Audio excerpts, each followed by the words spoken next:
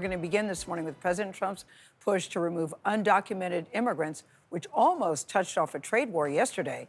Immigration officials detained hundreds of people over the weekend in a series of raids. Meanwhile, military planes were used to send deportees to their home countries. When Colombia refused to accept those flights, Donald Trump threatened tariffs and other sanctions, and the Colombian president, they say, quickly backed down. Ed O'Keefe is at the White House watching this immigration battle up close and personal. Ed, good morning to you. What can you tell us? Well, Gail, happy Monday. Good to see you. Federal agencies dramatically ramped up immigration operations this weekend with nearly 1,000 arrests nationwide Sunday, more than 3 times the Biden-era averages. President Trump's fast overhaul of immigration policy is playing out in the streets and the skies. In a well-publicized operation, Immigration and Customs Enforcement reported an undisclosed number of arrests in Chicago, with the acting Deputy Attorney General, the Trump ally, Dr. Phil, and President Trump's new border czar, Tom Homan, looking on. Vice President J.D. Vance on Sunday's Face the Nation defended the administration's moves. I support us doing law enforcement against violent criminals, whether they're illegal immigrants or anybody else, in a way that keeps us safe. But the way the Trump administration is deporting some of those migrants instantly sparked an international security and trade fight. Colombia's president, Gustavo Petro, said Sunday he wouldn't accept U.S. military deportation flights because the U.S. cannot treat Colombian migrants as criminals.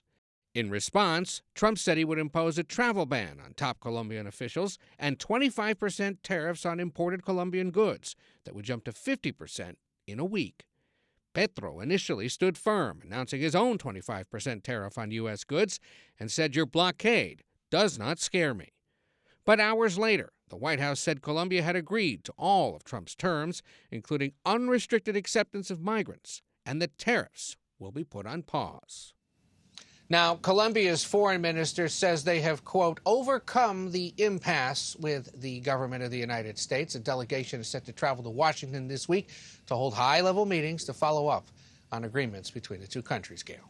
So, Ed, this situation does seem to have blown over pretty quickly. But in the future, can Donald Trump order these tariffs and restrictions on a country the way that he did so quickly? Yeah, you know, it's important to point out, Gail, that while it may be disruptive and shocking or excessive to some, it's all legally sound and within the bounds of currently prescribed presidential powers. In other words, he can do it. The president can invoke tariffs quickly, but they could also quickly affect the bottom line for Americans, since Colombia's top exports to the U.S. are crude oil, coffee, bananas, and notably, fresh-cut roses. That could send the cost of bouquets skyrocketing and would wilt your chances of getting just what your Valentine wants and needs this big holiday coming up. This all shows, though, Trump's willingness to put economic policy on the table to make a point to any country getting in the way of his agenda. I'm okay with the roses, just don't touch my bananas. I love banana pudding. But here's another question for you. Flights like this happen all the time. So what's different about what Donald Trump is trying to do this time around? Yeah, the big difference this time, Gail, is the type of aircraft used and the alleged handling of migrants on the flights. Usually, the U.S. charters civilian aircraft to carry back migrants. Now it's using military jets.